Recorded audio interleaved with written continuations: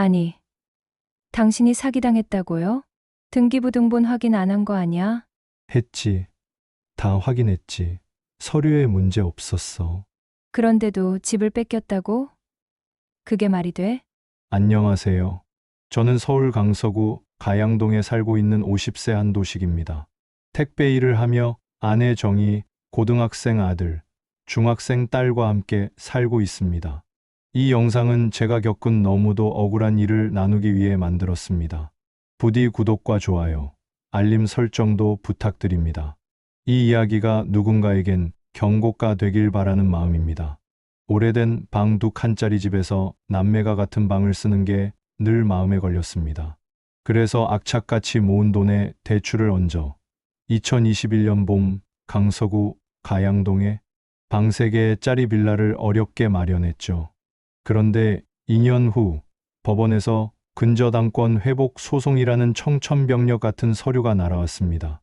이게 어떻게 된 일인지, 그리고 지금 우리 가족이 어떤 상황에 처해 있는지 그 이야기를 지금부터 들려드리겠습니다.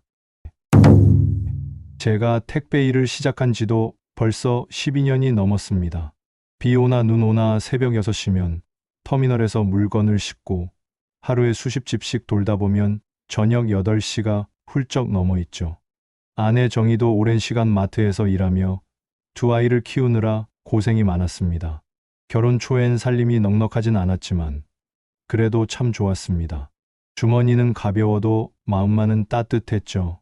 주말엔 근처 공원에서 도시락 까먹고 둘이 손잡고 마트에서 장을 보며 꺽꺽 웃던 그런 날들.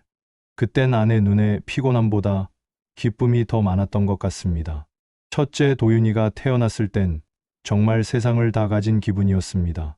아들이 태어나고 3년 뒤 딸 서윤이가 태어났고 그렇게 우리 가족은 4식구가 되었죠. 방 2칸짜리 전셋집이었지만 아이들 웃음소리에 집이 꽉 찬 것처럼 느껴졌습니다. 도윤이랑 서윤이는 어릴 땐 사이가 참 좋았습니다. 같이 색종이 접고 이불 덮고 장난치고 손잡고 유치원 가던 그 모습이 지금도 눈에 선합니다. 저녁에 제가 들어가면 현관문 앞에서 두 아이가 아빠 하고 달려오는 게 하루 중 가장 큰 행복이었죠. 아내는 항상 아이들 밥을 먼저 챙기고 제가 좋아하는 된장찌개에 고등어를 구워 저녁상을 차려주곤 했습니다. 그런데 아이들이 크기 시작하면서 점점 달라지더군요. 특히 도윤이가 고등학생이 되면서 공부에 집중하기 힘들어했습니다. 서윤이도 사춘기에 접어들면서 방 안에서 혼자 있고 싶어하는 날이 많아졌고요. 문제는 방이 하나뿐이라는 거였습니다. 두 남매가 한 방을 쓰다 보니 싸움이 잦아지고 서로 불편해하는 게 눈에 보였죠. 여보, 우리 애들 방 나눠줘야 하지 않을까? 도윤이 공부하는데 서윤이는 아이돌 가수 영상 크게 틀어서 공부에 방해하고 서윤이도 사춘기라 너무 예민해서 맨날 싸우기만 하고 계속 이렇게는 안 될 것 같아. 하루는 아내가 제게 조심스럽게 말을 꺼냈습니다. 말은 그렇게 했지만 제게 부담이 될까봐 걱정돼서 몇 날 며칠 고민하다가 꺼낸 말이었겠죠. 특히 큰아들 도윤이는 학교에서 성적이 꽤 좋은 편이었어요. 담임 선생님도 조금만 집중하면 인서울도 충분합니다라고 말씀해 주시곤 했습니다. 그럴 때마다 아내는 속으로 얼마나 미안했을까요? 성실하게 잘 자라주는 아들인데 공부할 책상 하나, 조용한 공간 하나 못 만들어주는 현실이 속상해서 혼자 우는 모습을 몇 번이나 봤습니다. 지금이야 어리니까 짜증도 내고 그러지만 나중에 애들이 크면 우리 원망 듣지 않을까. 엄마 아빠가 형편이 안 돼서 공부도 제대로 못했다고. 아내는 지나가는 말인 것처럼 말하고 TV를 보곤 했습니다. 가끔은 알바 끝나고 돌아와서 서윤이랑 둘이 앉아 문제집을 푸는 모습도 보였고요. 저는 마음속으로만 다짐했습니다. 그래, 방 하나씩은 만들어주자. 내가 좀 더 고생하면 되지. 아직 몸 멀쩡하잖아. 그 마음으로 새벽마다 택배 물건을 올리고 주말에도 쉬지 않고 일했습니다. 아내는 식비를 아끼고 중고 가전도 잘 찾아서 썼습니다. 정말 악착같이 구멍 하나 없는 생활을 하며 조금씩 모아갔습니다. 그렇게 모은 돈이 1억 5천. 거기에 대출 1억 7천을 얹어 2021년 봄 드디어 아파트를 구하게 된 겁니다. 강서구 가양동. 역세권은 아니어도 아이들 학교와 가깝고 방이 3칸이나 되는 집. 이사 당일 아내는 눈물을 참지 못하고 말했습니다. 애들 방 하나씩 있는 거 진짜 꿈 같다. 그 말을 듣는데 제 마음도 울컥하더라고요. 그날 저녁 도윤이는 자기 책상 앞에 앉아 조용히 말했습니다. 아빠, 나 이제 공부 더 잘할 수 있을 것 같아. 열심히 공부해서 자랑스러운 아들인 걸 보여줄게요. 그때까지만 해도 우리 가족은 정말 잘 살아가고 있는 줄 알았습니다. 방 하나씩 생겼다고 아이들이 웃는 모습에 아내도 한결 편안해 보였고요. 이사는 잘 마쳤고 우리는 처음으로 내 집에서의 생활을 시작했습니다. 집이 크진 않았지만 방이 3개라는 게 그렇게 감사할 수가 없었습니다. 아이들도 각자 자기 방이 생기니 훨씬 편해졌고 도윤이는 밤늦게까지 책상에 앉아 공부에 집중하더군요. 아내는 취미로 식물을 키우기 시작했습니다. 볕이 잘 드는 저희 집에서 꽃들이 피어나고 자라나는 걸 보며 우리 가족의 미래도 밝게만 보였습니다. 서윤이는 벽에 좋아하는 연예인의 사진을 걸어두고 음악을 들으며 일기장에 뭔가를 적어 나갔습니다. 그렇게 우리 가족은 조금씩 안정을 찾아가는 줄 알았습니다. 그런데 그 평화가 2년도 채 되지 않아 깨져버렸습니다. 2023년 가을, 그날도 평소처럼 택배 일을 마치고 집에 들어왔습니다. 현관문 앞에 이상한 우편물이 한 통 떨어져 있더군요. 보통은 광고지일 텐데 뭔가 두툼한 서류 봉투였습니다. 뜯어보니 법원 문서였습니다. 근저당권 회복 청구 소송. 처음엔 뭔 소린가 싶었습니다. 우린 분명히 정식으로 계약했고 등기부등본도 깨끗했는데 왜 이런 게 날아오는 건지 이해가 안 됐습니다. 아내에게 봉투를 건넸습니다. 여보, 이거 법원에서 온 건데 이게 무슨 소송이래? 소송. 무슨 소송이야? 우리가 왜? 아내는 서류를 넘겨보다가 도저히 이해가 가지 않는다는 표정으로 고개를 저었습니다. 곧바로 휴대폰을 꺼내 공인중개사 박 사장님께 전화를 걸었습니다. 저희 집 계약을 도와주셨던 분입니다. 박 사장님, 법원에서 소장이 하나 왔어요. 저희 집에 관한 소장이래요. 근저당권 회복 청구 소송이래요. 이게 도대체 뭐예요? 박 사장도 당황한 듯 한참을 말이 없더니 어렵게 입을 열었습니다. 아니, 그럴 리가 없는데요? 등기부등본도 깨끗했고 근저당 말소 확인도 제가 분명히 같이 했잖아요. 무슨 소송이란 말이에요? 서류 사진 좀 보내보세요. 아내가 사진을 찍어 보내자 몇 분 뒤 박 사장에게 다시 전화가 왔습니다. 이건 말도 안 되네요. 이거 진짜면 전에 그 매도인이 근저당 말소 서류를 위조했을 수도 있어요. 저도 처음 봅니다. 이런 경우는. 그 사람도 신분증 똑같이 가져왔고 인감도 맞았는데. 그러면 어떻게 해야 하죠? 박 사장님, 저희 집 이거 날아가는 거예요? 박 사장의 목소리도 점점 낮아졌습니다. 이건 혼자 해결할 수 있는 문제가 아닙니다. 제가 아는 부동산 전문 변호사 한 분 계신데 거기라도 당장 상담받아 보세요. 제가 연락처 보내드릴게요. 지금 당장 움직이셔야 해요. 이거 시간 끌면 안 됩니다. 전화를 끊고 나서 아내는 멍한 얼굴로 핸드폰을 내려놨습니다. 그 사람이 사기꾼이었나 봐. 서류 위조하고 대출금도 안 갚고 우리한테 집을 판 거라잖아. 박 사장님이 지금 우리가 들은 게 맞는 거지? 그 순간 제가 느낀 건 분노보다 혼란이었습니다. 어떻게 이런 일이? 우린 분명 정식 절차로 계약했고 법적인 확인도 다 했습니다. 그런데도 이런 일이 벌어질 수 있다는 게 도무지 납득이 되지 않았습니다. 다음 날 박 사장이 보내준 번호로 변호사 사무실에 전화를 걸었습니다. 시간을 어렵게 조율해 아내와 함께 상담을 받으러 갔습니다. 기대를 걸었던 마음은 상담실 문을 나서기 전 완전히 무너져 버렸습니다. 결론부터 말씀드리면 이 집은 매매 당시부터 문제가 있었습니다. 변호사의 목소리는 조용했지만 단호했습니다. 이전 소유자가 은행에서 받은 대출금이 남아 있었고 그 상태에서 근저당권을 서류 위조로 말소한 겁니다. 즉, 이 집은 말소가 되지 않은 근저당이 있었고 그 권리는 아직 유효합니다. 저는 입이 떡 벌어졌습니다. 그러면 저희는? 이 집은? 현재 법원에 들어온 근저당권 회복 청구 소송이 받아들여지면 이 집의 소유권은 무효 처리됩니다. 집은 다시 은행 소유로 돌아가고 거기에 남은 대출금 약 2억 원도 회수 대상이 됩니다. 정확히는 매수인이었던 한도식 씨 명의로 넘어갈 수도 있습니다. 말이 되냐고 도무지 납득할 수 없었습니다. 아니, 저희는 정식으로 매매 계약했어요.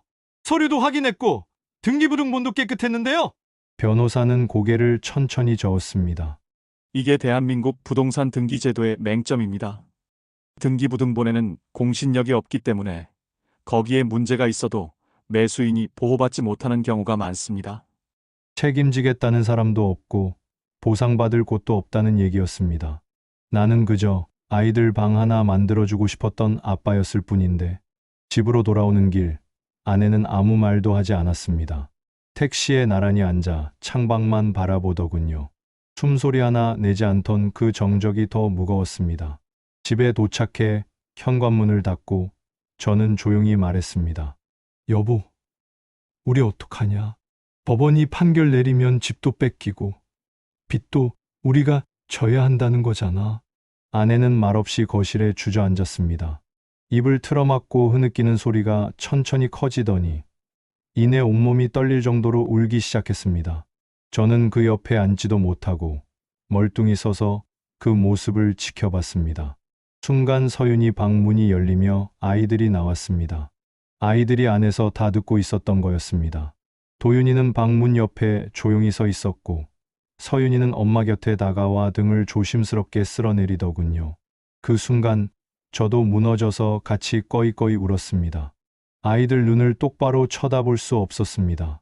아빠가 다 책임질게라는 말조차 꺼낼 수가 없었습니다. 그런 말이 얼마나 가벼운 소리인지 저 스스로도 알고 있었으니까요. 그날 밤 아내는 거실 창가에 조용히 서 있었습니다. 불 꺼진 거실에 서서 멀리 바라보는 뒷모습이 참 낯설고 슬퍼 보였습니다.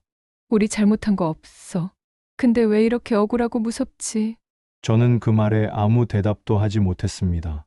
속으로는 수백 번 되뇌었습니다. 나는 도대체 뭘 잘못한 걸까? 정상적으로 산 집이었는데 왜 우리 가족이 이런 일을 겪어야 하는 거지? 말로는 설명할 수 없는 분노, 허탈함, 막막함이 뒤섞여 머리를 짓눌렀습니다. 법원에서 날아온 소장을 받은 날부터 모든 게 멈춘 듯 했습니다. 하지만 현실은 계속 흘러갔고 소송은 어떻게든 진행됐습니다. 아내는 마트에서도 일이 손에 잡히지 않는다고 했고 집에 돌아오면 현관에 한참 서 있다 들어오곤 했습니다. 서윤이는 예전처럼 방 문을 활짝 열어놓지 않았고 식사 후에도 말없이 방으로 들어갔습니다. 밤마다 조용히 이어폰을 꽂고 음악을 듣는 모습만 보였습니다. 말은 하지 않았지만 우리 부부가 전하는 불안함이 아이들에게도 고스란히 전해지고 있었습니다. 정말 힘든 건 기다림이었습니다. 판결이 나오기까지 3달. 아무것도 할 수 없고 누구도 도와주지 않았습니다. 대출 고지서는 계속 날아왔습니다. 하루는 변호사에게 전화를 걸었습니다. 언제쯤 결과가 나올까요? 요즘 같은 경우엔 통상 3달 안팎입니다. 아마 곧 나올 겁니다. 하지만 큰 기대는 하지 마세요. 판례상 불리한 쪽은 매수인입니다. 그러던 어느 날 등기소에서 결정문이 도착했습니다. 봉투를 뜯는 손이 덜덜 떨렸습니다. 결정문을 펼치니 첫 장 상단에 이렇게 적혀 있었습니다. 주문 원고의 청구를 인용한다. 그 말 한 줄이 우리 가족의 모든 걸 무너뜨렸습니다. 곧바로 변호사에게 전화를 걸었더니 그는 짧게 말했습니다. 내 법원이 근저당권 회복을 인정했습니다. 이제 집은 은행 측에서 경매에 붙이게 될 겁니다. 각오하셔야 됩니다, 도식 씨. 그 말을 듣는 순간 심장이 쿵 하고 내려앉았습니다. 어디 기댈 데도 없고 항의할 곳도 없었습니다. 그렇게 우리 가족의 집이었던 공간은 이제 경매 대상 자산이 되어버렸습니다. 며칠 후 우편함에 경매 개시 결정 통지서가 도착했습니다. 진짜로 우리 집이 강제 경매 절차에 들어갔다는 공식 문서였습니다. 집 안 분위기는 더 무거워졌습니다. 아내는 거실 식물들을 바라보며 한숨을 쉬고 서윤이와 도윤이는 방에서 나오지 않았습니다.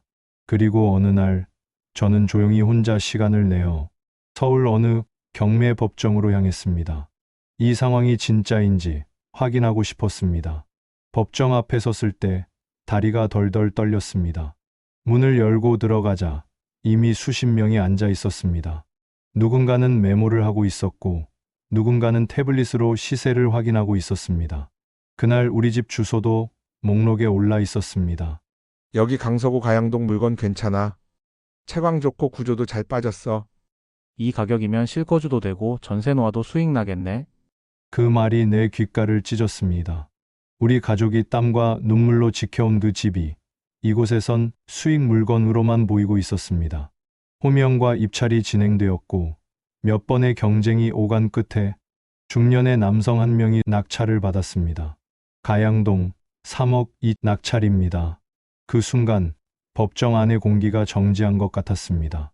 아내가 키운 식물, 서윤이가 붙여놓은 연예인 사진, 도윤이의 책상이 있던 그 방도 이제는 남의 것입니다. 나는 조용히 자리에서 일어나 법정 밖으로 나왔습니다. 계단을 내려오는데 숨이 턱 막혔습니다. 이제 진짜 끝났다는 걸 실감했습니다. 집에 돌아와 아무 말도 하지 않았습니다. 저녁밥을 먹던 중 서윤이가 조심스럽게 물었습니다. 아빠 경매는 어떻게 됐어? 다른 사람이 샀어. 아내는 숟가락을 내려놓고 조용히 말했습니다. 진짜 끝났네, 우리 집. 그날 밤 저는 아이들이 잠든 뒤 불 꺼진 거실 한가운데 멍하니 앉아 있었습니다. 난 도대체 뭘 잘못한 걸까? 아이들 방 하나 만들어주고 싶었던 게 죄인가? 답이 없는 질문만 가슴 속에서 계속 맴돌았습니다. 집을 비우는 날이 다가왔습니다. 법원에서 통보한 날짜는 6월 20일. 그날까지 자진 퇴거하지 않으면 강제 집행이 시작된다는 문서도 함께 도착했습니다. 더 이상 버틸 수 없었습니다. 그 집은 이제 우리 것이 아니었고 법적으로도 그럴 자격이 없으니까요. 짐을 싸는 내내 아무 말도 없었습니다. 아내는 말없이 옷을 접었고 도윤이는 서랍을 열다 말고 한참 책상 앞에 앉아 있었습니다. 서윤이는 벽에 붙여놨던 연예인 사진을 조심스럽게 떼어내 접었습니다. 책장, 커튼, 식탁 하나하나 내려놓을 때마다 우리가 여기에 살았다는 증거들이 줄어들고 있는 것 같았습니다. 아내는 거실 화분 앞에서 한참을 서 있다가 조그만 다육이 화분 하나를 들고 말했습니다. 얘 하나만 데려가자. 나머지는 놓고 가. 그 말이 그렇게 슬프게 들릴 줄은 몰랐습니다. 6월 19일 밤 마지막 밤이었습니다. 아내는 평소처럼 저녁상을 차렸고 아이들은 묵묵히 밥을 먹었습니다. 식사 후 도윤이가 제 옆에 조용히 와 앉았습니다. 아빠, 미안해. 나 때문에 이사 가는 것 같아서. 그 말에 눈물이 핑 돌았습니다. 도윤아, 아니야. 널 위해서 이사한 게 우리 잘못이 아니야. 이건 어른들이 나라가 지켜주지 못한 거야. 서윤이는 아무 말 없이 제 손을 꼭 잡아주었습니다. 다음 날 우리는 가양동 집을 떠났습니다. 그 집 앞을 나설 때 아내는 마지막으로 현관문을 돌아봤습니다. 여기 다시 못 오는 거지? 그 말에 고개만 끄덕였습니다. 우리는 서울 양천구의 작은 월세 원룸으로 이사했습니다. 방 하나짜리 집, 거실과 부엌이 붙어 있고 화장실도 좁았습니다. 아이들은 처음엔 어색했지만 말없이 짐을 풀었습니다. 도윤이는 작은 책상 앞에 앉아 조용히 책을 폈습니다. 서윤이는 이어폰을 끼고 음악을 듣다가 작은 쪽지를 냉장고에 붙였습니다. 그래도 내 식구같이 있어서 좋아. 그 글씨를 보고 저는 눈물이 쏟아졌습니다. 그날 밤 아내와 조용히 대화를 나눴습니다. 이제 어떡하지? 하루하루 버텨야지. 다시 시작하면 되잖아. 우리 여기까지도 잘 왔으니까. 그 말에 힘이 났습니다. 다음 날부터 저는 물류센터에 따로 요청에 남는 물량을 더 받아오기 시작했습니다. 다른 기사가 쉬는 날엔 그 물량까지 맡아 일을 했습니다. 아내도 마트 일을 줄이지 않고 계속 다녔습니다. 돈을 다시 모으기까지는 오래 걸릴 겁니다. 아이들에게 다시 방 하나씩 줄 수 있을지 모르겠습니다. 지금 저희 가족은 서울 양천구의 방 하나짜리 월세 집에서 새로운 삶을 살고 있습니다. 넉넉하진 않지만 그래도 내 식구가 함께 있다는 것만으로 하루를 견딜 수 있습니다. 고등어를 구우면 예전 집 냄새가 나고 아이들이 웃으면 그게 위로가 됩니다. 그날 이후 우리는 많은 걸 배웠습니다. 결국 가장 뼈저리게 느낀 건 우리가 그렇게 믿었던 등기부등본이 실제로는 아무런 법적 보호도 해주지 않는다는 사실이었습니다. 사실 대부분의 사람들은 등기부등본에 나온 정보는 법적으로 완벽하다고 생각합니다. 저희도 그랬습니다. 하지만 대한민국의 등기부등본에는 공신력이 없습니다. 이 말은 곧 등기부를 믿고 집을 샀더라도 누군가 허위로 등기를 했다면 매수인이 피해를 보게 된다는 뜻입니다. 이건 단순한 실수가 아니라 제도 자체의 문제입니다. 제가 이 일을 겪으며 알게 된 사실은 일제강점기, 6.25 전쟁 등을 거치며 소유권 자체가 불분명해진 사례들이 많았고 당시엔 등기를 믿는 것보다 사람을 믿는 거래가 많았습니다. 그래서 아직까지도 공증 시스템이 미흡하고 거래 피해에 대한 보상, 메커니즘도 제대로 갖춰져 있지 않으며 관련 인프라도 선진국에 비해 부족한 게 현실입니다. 이제부터 어떻게 예방할 수 있는지 알려드리겠습니다. 지금으로선 개인이 스스로를 지키는 수밖에 없습니다. 제가 말씀드리는 몇 가지는 꼭 기억해 주세요. 권원보험에 가입하세요. 예상치 못한 소유권 분쟁에 대비할 수 있습니다. 계약서에 특약을 추가하세요. 허위 등기 시 책임을 매도인이 진다는 조항을 명확히 하셔야 합니다. 싸게 나온 매물일수록 의심하고 확인하세요. 등기부등본은 반드시 공인인증서로 직접 발급받아 확인하시고 조금이라도 의심되는 부분이 있다면 바로 전문가에게 문의하세요. 이건 부자들만 조심해야 할 문제가 아닙니다. 저처럼 평범한 가장, 서민, 첫 집을 장만하는 젊은 부부 모두에게 해당되는 이야기입니다. 이미 독일, 프랑스, 일본 등 선진국 다수는 등기제도에 공신력을 부여하고 등기 정보를 신뢰한 사람은 법의 보호를 받는 구조로 운영하고 있습니다.